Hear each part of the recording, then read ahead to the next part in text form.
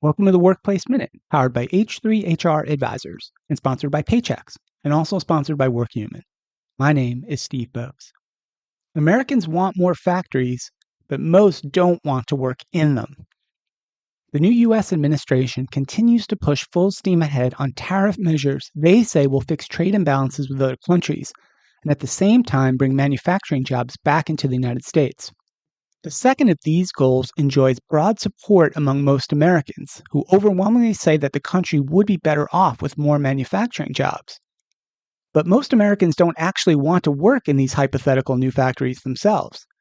The stark reality of the problem is the fact that while Americans say they want more manufacturing jobs back in the U.S., they do not personally believe they'd be better off working in one of those jobs. And data backs this up.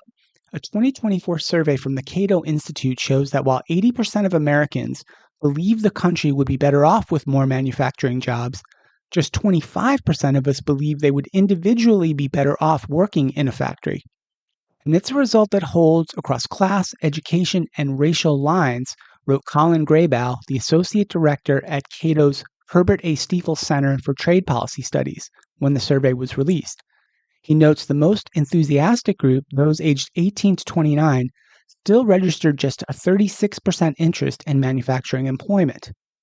Additionally, as of May 2024, there were around 600,000 open positions in manufacturing, and there are almost 500,000 open today, according to the St. Louis Federal Reserve. So there isn't exactly a shortage of open roles out there. Instead, there's a disconnect between how Americans in general think of manufacturing and how they view it for themselves. And this is one reason why the National Association of Manufacturers has called for increased immigration to help close the employment gaps. And manufacturing workers themselves report markedly lower personal satisfaction with their jobs than other workers, according to the Pew Research Center. They also report less satisfaction with their pay, health insurance, and other benefits, and the flexibility of their work hours. A good question, then, is why Americans believe the country needs more manufacturing employment and why politicians regularly emphasize the importance of these jobs when Americans, both in word and in practice, continue to show little interest in taking them. In the Cato survey published last August, over 60% of respondents favored increasing trade with other nations, compared to just 10% who said they opposed it. And 2/3 of respondents said international trade had a mostly good effect on the U.S. economy. And tariffs have become the centerpiece of this administration's economic and foreign policy agendas since the start of the year. And while economists and the public seem wary of the effects tariffs will have on the U.S. and world economies, as evidenced by the multiple cracks running through the financial sector and trading markets over the past few weeks, President Trump has staked his economic legacy on these policies. America was once a world leader in automotive and steel manufacturing and is losing these jobs since the 1980s. In subsequent decades, the U.S. has shifted to a more service and knowledge-based economy. While that has created vast wealth, it's also left many American workers behind, as once thriving industrial hubs have suffered and wealth inequality has increased. And the administration's big idea is that reworking the World Trade Order will help the middle class that was left behind.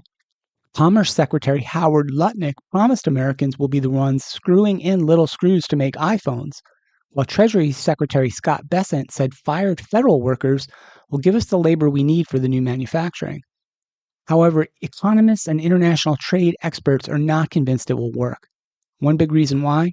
Even if factories are reopened in the U.S., a process that could take years and hundreds of millions of dollars, and is complicated by Trump's constantly changing policies, America relies on imports from other countries, especially China, to a much larger degree than other countries rely on the U.S., according to the investment firm Goldman Sachs.